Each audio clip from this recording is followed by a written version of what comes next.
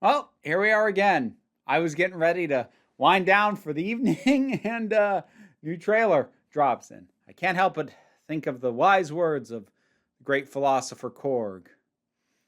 Oh yeah, this whole place is a circle, but not like a real circle, more like a freaky circle. And I'm doomed to just go round and round and round. But let's check out the latest trailer for Thor: Love and Thunder. Kids, get your popcorn now. Let me tell you the story of the space Viking, Thor Odinson. Speaking of course. He was no ordinary man. He was a god. Oh! Saving planet Earth for the 500th time, Thor set off on a new journey. That's He was got on bedazzled. He went from dad bod to god bod. And after all that, he reclaimed his title. The Oh! one and only Thor. Oh, spoke too soon. Jane? I kind of wish he kept the dad bod in a way. The old ex-girlfriend. What's it been like? 3, 4 years? 8 years, 7 months, and 6 days, give or take. Am I sensing feelings? Well, you're right. The only ones who gods care about Ah, is themselves. finally getting to the villain. Whoa. So this is my vow. All gods will die. Hello, Christian. Giant As I goats. said, Love I it. was very, Oh, very flying impressed giant with what goats. you did back there. He's just my first bad guy. You never forget your first.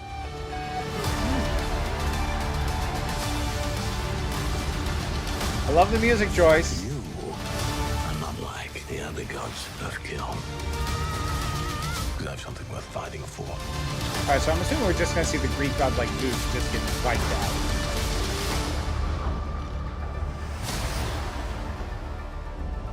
Let's see who you are.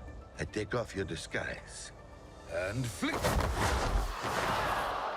Oh, You flipped too hard, damn it! Should we help him? I mean, eventually. Great.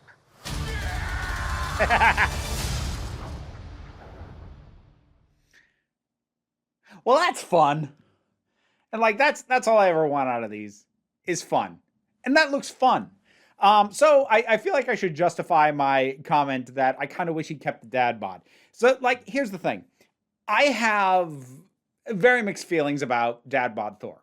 On the one hand, I don't like how much it was played for laughs and how gaining weight was used to be the embodiment of he's at his lowest point. I don't love that as a visual shorthand. However, there are a couple of things that I do appreciate about it.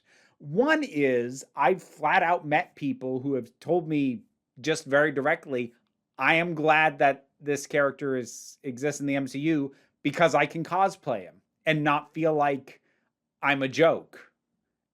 And that has value.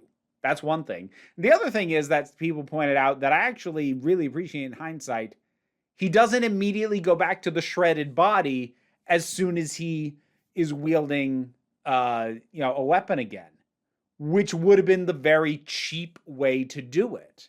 That, he gets his hands on Mjolnir again, or, he's just wielding that weapon at all. He kind of has his mojo back and he's just like, yeah, but they didn't do that. And he's just as effective. Dad bought it out. He is just as effective in combat. Doesn't slow him down. And that was cool. And I kind of wish they'd stuck with that. I say that, but on the other hand, like, if it was going to mean keep putting him in a fat suit, maybe that wasn't necessary. Maybe just not require Chris Hemsworth to get to this level of shredded. Like, whatever his actual normal is. And I know people are thinking like, well, that is his actual normal. No. He maintains that level because they pay him to. And on days that they appear shirtless, they dehydrate all day. That's why the skin's so tight across the muscles, because they're dehydrated. So don't do that, and just have him be whatever his normal is, which will still be decently built, but will not be necessarily the inhuman looking thing.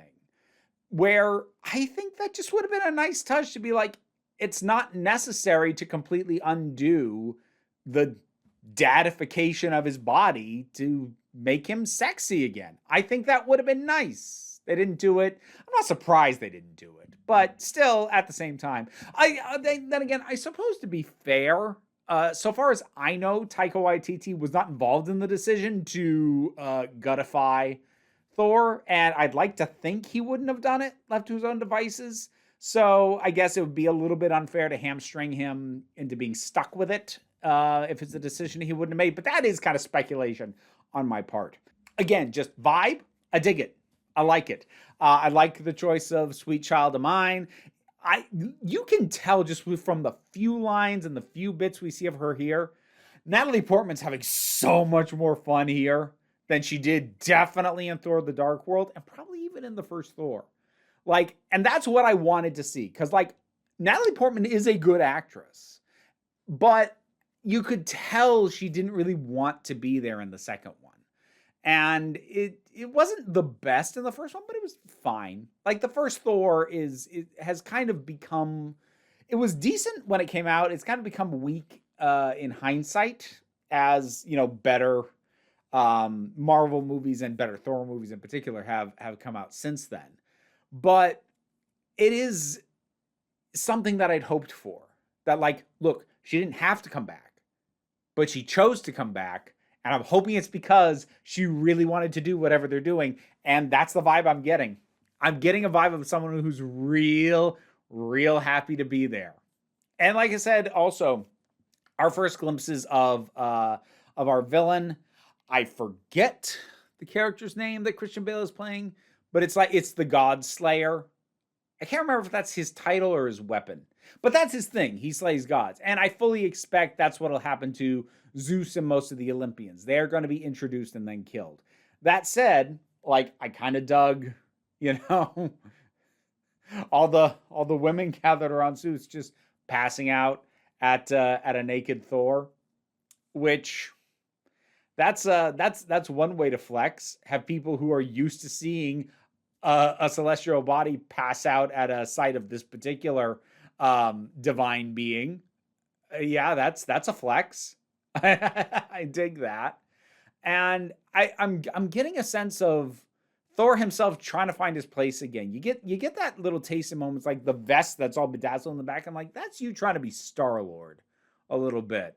And we don't see a lot of the Guardians in this one. I suspect they're going to be dispatched with relatively early. I expect it for them to largely be done by Act 1.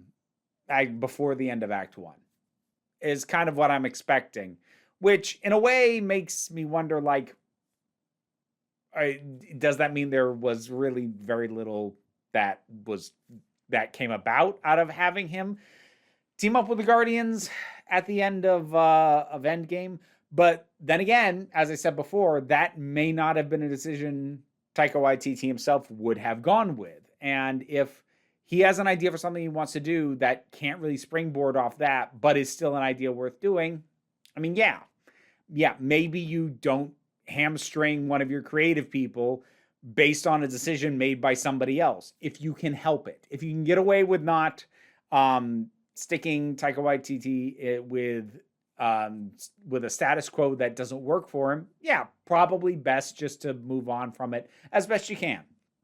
But yeah, I'm vibing with this right now. It's that sense of fun that I am excited for. What'd you think of this trailer? Whatever your thoughts are, drop something down in the comments. Let's talk about it. Like, share, subscribe. Patreon's what pays the bills, enables me to do this as my living.